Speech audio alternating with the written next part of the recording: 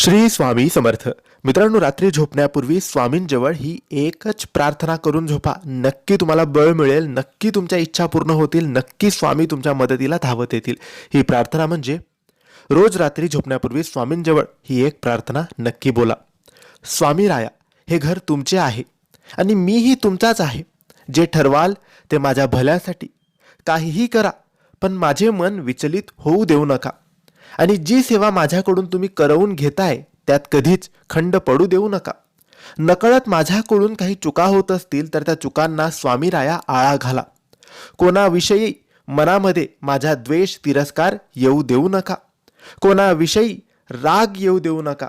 सर्वांशी प्रेमाने वागण्याची राहण्याची मला बुद्धी द्या आणि कायम सर्वांच्या तुम्ही पाठीशी राहा.